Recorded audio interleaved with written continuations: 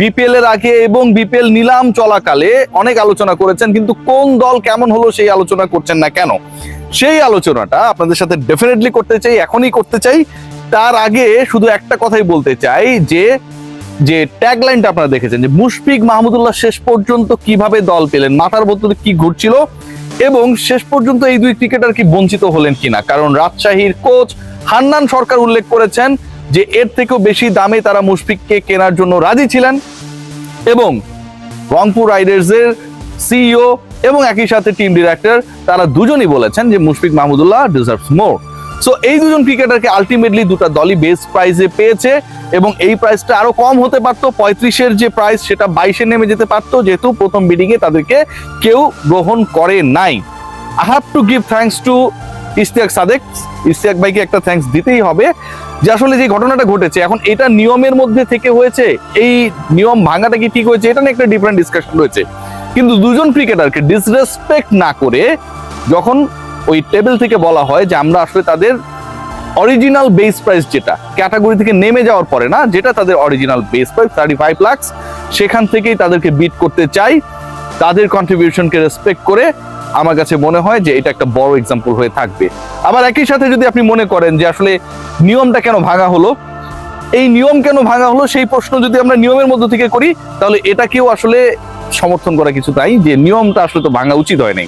যাই হোক, যেটা যেই হোক না কেন, যেই ঘটনায় ঘটুক না কেন, and of the day Rangpur যে কাজটা করেছে, পার্সোনালি আমি হ্যাপি উইথ দ্যাট, এবং মুশফিক মাহমুদুল্লাহর ক্ষেত্রে এটা আসলেই বিশেষ বিবেচনায় করা যেতেই পারে। এক নাম্বার টপ টিম যেই দলটাকে আমি মনে করি যে যেই দলটা আলটিমেটলি এবারের বিপিএল এখন পর্যন্ত কাগজে কলমে, মাঠে যেহেতু নামে নাই, সবচেয়ে শক্তিশালী আনডাউটেডলি রংপুর রাইডার্স। আপনি যদি খেয়াল করে দেখেন, এই দলে নুরুল হাসান সোহান, মুস্তাফিজুর রহমান, খাজা নাফি, সুফিয়ান মুকিম, এই যে ক্রিকেটারদের নাম আমরা দেখছি যারা ডিরেক্ট সাইন, এখানটায় আমার কাছে মনে হয় Rangpur they actually focus on captaincy and bowling department. কারণ খাজা নাফির ব্যাটিং নিয়ে আমার আসলে খুব বেশি আমি মানে কি বলবো যে ফ্যাসিনেটেড না, খুব বেশি কনফিডেন্ট না, মানে ওই রকম ভাবে কনসিস্টেন্ট পারফরমেন্স পাইনি। বাট মুস্তাফিজ কিংবা সুফিয়ান মুকিমের টেকটা আমার কাছে মনে হয়েছে it's a very good take, এবং এই জায়গায় যিনি আসলে থিঙ্ক ট্যাঙ্ক হিসেবে কাজ করেছে তিনি একটা দারুণ মাস্টার স্ট্রোক খেলেছেন। নিলাম থেকে আপনারা দেখেন যে রংপুরের সবচেয়ে বড় দুইটা সাইনিং বা তিনটা সাইনিং যদি আপনি দেখেন, এখানটায় কিন্তু তিনটা গুরুত্বপূর্ণ নাম চলে আসবে। লিটন কুমার দাস, মাত্র 70 লাখ টাকা আপনি তাকে পেয়েছেন। অনেকের বাকেট ছিল যে 1 কোটি হলেও লিটন কুমার দাসের জন্য বিডিং এ যাবে, কিন্তু শেষ পর্যন্ত কেউ যায় নাই। লিটন কুমার দাস ক্যাপ্টেন হিসেবে রোল প্লে করতে পারেন, কিপার হিসেবে রোল প্লে করতে পারেন, টপ অর্ডার ব্যাটিং ডিপার্টমেন্টে তিনি কন্ট্রিবিউট করতে পারেন। ক্যাপ্টেন্সি নুরুল হাসান সোহানি করবে, কিন্তু মাঠে আলটিমেটলি অনেক ক্ষেত্রে এই হেল্পগুলো দরকার হয়। বরিশাল কেন টানা 2 বার চ্যাম্পিয়ন হয়েছে? কারণ মাঠে তামিম ইকবাল ছিলেন, মাঠে মুশফিকুর রহিম ছিলেন, মাঠে মাহমুদুল্লাহ রিয়াদ ছিলেন। এই যে এক্সপেরিয়েন্স ক্যাম্পেইনাররা যখন একটা দলে খেলেন, তখন কিন্তু যে কোনো সিচুয়েশনে, যে কোনো মোমেন্টাম চেঞ্জিং এর যে ইস্যুস গুলো আসে, তখন কিন্তু ডিসিশন মেক করাটা ইজিয়ার হয়ে যায়। সো ওই জায়গা থেকে Rangpur they are going to get a big advantage, কারণ তাদের দলে মাহমুদুল্লাহ রিয়াদ রয়েছেন, তাদের দলে তাদের ক্যাপ্টেন নুরুল হাসান সোহান রয়েছেন, ন্যাশনাল টিমে টি-20 ক্যাপ্টেন লিটন কুমার দাস রয়েছেন। লিটনের টেকটা অনলি 70 লাখসে আমার কাছে মনে হয় এটা একটা দারুণ মাস্টার স্ট্রোক ছিল। তাওহিদ হৃদয় 92 লাখ। হৃদয়ের পারফরমেন্স নিয়ে অনেক আলোচনা রয়েছে, সমালোচনা রয়েছে, ভালো রয়েছে, মন্দ রয়েছে, but end of the day BPL এ গত 3-4টা সিজনে যদি আপনারা দেখেন, Towhid Hridoy is a bigger performer. Sylhet যে দলটা ছিল, সিলেট স্ট্রাইকার্স, সেখান থেকে হৃদয়ের পথ চলা শুরু হয়েছিল। এরপরে তিনি কুমিল্লার পার্ট হয়ে গিয়েছিলেন, এন্ড দেন লাস্ট বিপিএল এ তিনি খেলেছেন বরিশালের হয়ে। সবশেষ 3টা বিপিএল এ তাওহিদ হৃদয়ের ব্যাটে রান ছিল। So you need someone in the middle যিনি রান করতে পারেন, কন্ট্রিবিউট করতে পারেন। 92 লাখ টাকা রংপুরের কাছে খুব বেশি মনে হয় নাই। তাওহিদ হৃদয়ের পিক আমার কাছে মনে হয় এখানটা একটা দারুণ মাস্টার স্ট্রোক। খেয়াল করে দেখবেন Mahmudullah Riyad, he is going to be the part of Rangpur. এখানটা আরেকটা ইন্টারেস্টিং পার্ট, যখন আসলে অকশনার বলছিল যে মুশফিক মাহমুদুল্লাহ থেকে রংপুর কাকে নিতে চায়, এরকম একটা সিচুয়েশন ক্রিয়েট হয়েছিল। রংপুরের দিক থেকে বলা হয়েছিল যে আপনারা নাম বলেন, মানে তারা মুশফিক মাহমুদুল্লাহর ক্ষেত্রেও কাউকে ডিসরেসপেক্ট করবে না। রংপুর যদি কারো নাম বলতো যে এই দুজনের মধ্যে থেকে আমি অমুককে নিতে চাই, তার মানে তো একজনকে আপনি নিতে চাচ্ছেন না, ছোট করছেন।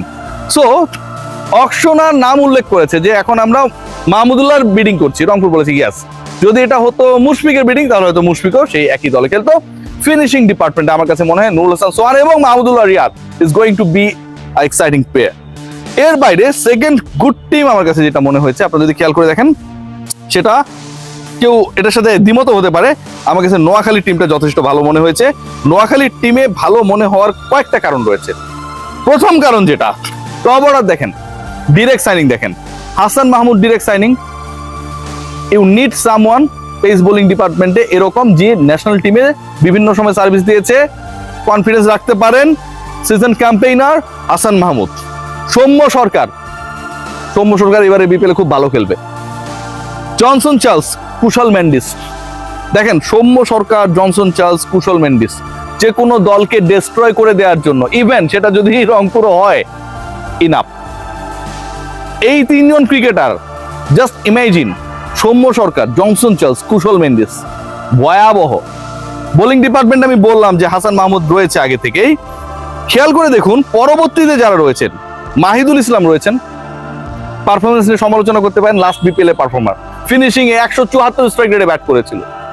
জাকের আলী অনেক রয়েছেন, বিপিএল এ তো রান টান করেন, যে কারণে বিপিএল এর পারফরমেন্স দিয়ে ন্যাশনাল টিমে তিনি ঢুকে গিয়েছিলেন, তাকে নিয়ে সমালোচনা আছে। বাট এর থেকেও বড় পিক আমার কাছে মনে হয়েছে হাবিবুর রহমান সোহান। হাবিবুর রহমান সোহান ইজ এ গাই যিনি এই সময় পিক ফর্মে রয়েছেন, রেকর্ড করা সেঞ্চুরি করেছেন। তিনি থার্ড হাইয়েস্ট রান গেটার ছিলেন সবশেষ যে এমার্জিং এশিয়া কাপ হলো, এবং সেই টুর্নামেন্টে সেকেন্ড হাইয়েস্ট 6 হিটার, সবচেয়ে বেশি 22টা মেরেছিল বৈভব সূর্যবংশী।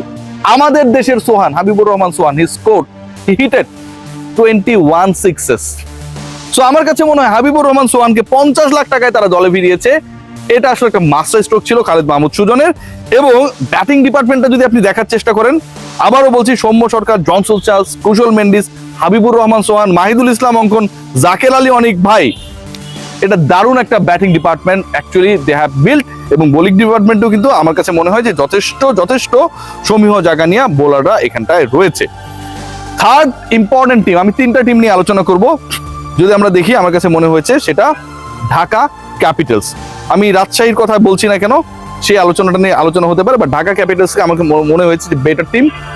এখানকার সবচেয়ে ইন্টারেস্টিং পার্ট যেটা, নাসির সাব্বির ঢাকায় খেলছে।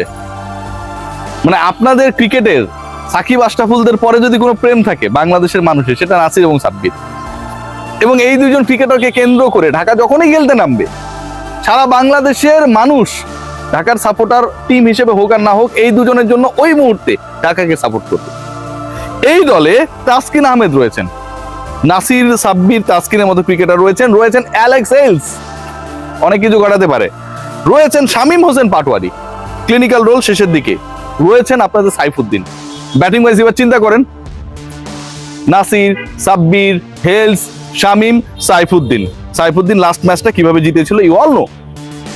সো আমার কাছে মনে হয় 68 লাখ টাকার সাইফুদ্দিন, 56 লাখ টাকার শামীম হোসেন পাটোয়ারি, কিংবা এখন পর্যন্ত যাদের প্রাইসটা আমরা জানি না, direct signing, those cricketers they could play a very very vital and significant role for Dhaka Capitals. রাজশাহীর টিমটা আমার কাছে ভালো লেগেছে, আবার ভালো লাগে নাই। নাজমুল হোসেন শান্ত, সাহিবজাদা ফারহান, মোহাম্মদ নওয়াজ, মোটামুটি পাকিস্তানিদের উপর একটা বড় ভরসা করার চেষ্টা করা হয়েছে। শান্তর টি20 ফর্ম কি হয়, I am doubtful on that. Tanzid Hasan Tamim, good pick. Mushfiqur Rahim, Mahmudullah রিয়াদের উপর আপনি যতটা রিলাই করতে পারবেন, মুশফিকুর রহিম ডেফিনেটলি গুরুত্বপূর্ণ ক্রিকেটার, কিন্তু মুশফিক কতটুকু ডেলিভার করতে পারবে সেটা নিয়ে আই হ্যাভ ডাউট। আকবর আলীর সবশেষ যে আসরটায় বাংলাদেশ খেললো, এমার্জিং এশিয়া কাপ, সেই আসরে আকবর আলীর পারফরমেন্স খুব বেশি ভালো ছিল না।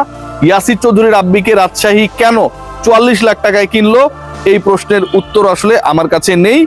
সো আমার কাছে যেটা মনে হচ্ছে যে জুনিয়র কিছু ক্রিকেটারকে তারা পিক করেছে যারা সিনিয়রদের চ্যালেঞ্জ জানাবে। সেখান থেকে আমাদের রিপন মন্ডল রয়েছে, টানা একই লেন্থে বল করতে পারে, ইয়র্কার লেন্থে বল করতে পারে, ম্যাচের মোড় ঘুরিয়ে দিতে পারে। এই জায়গায় ইন্টারেস্টিং পার্ট যেটা, সেখানটায় রয়েছে আমাদের আব্দুল গাফফারের মতো ক্রিকেটার, যেই ক্রিকেটার মানে বাংলাদেশের যখন যেভাবে খেলা হচ্ছিল, সেই খেলাগুলো আমরা যখন দেখছিলাম ইমার্জিং এশিয়া কাপে, তখন আসলে হি ওয়াজ আ ক্রিকেটার যিনি আসলে মনে হচ্ছিল যে সিচুয়েশন চেঞ্জ করার মতো। জিসান আলমের মতো একজন ক্রিকেটার রয়েছেন যিনি পুরোপুরি ম্যাচের সিচুয়েশন ক্রিয়েট করতে পারে। মেহরবের মতো একজন রয়েছেন যিনি ব্যাটিং বোলিং দুটোই ভালো করতে পারে। সো জুনিয়র ক্রিকেটার পিকিং এর জায়গায় আমার কাছে মনে হয় রাজশাহী মাস্টার স্ট্রোক মেরেছে, বাট এক্সপিরিয়েন্সড ওয়াইজ এই দলটাকে আসলে বাজি ধরার মতো না।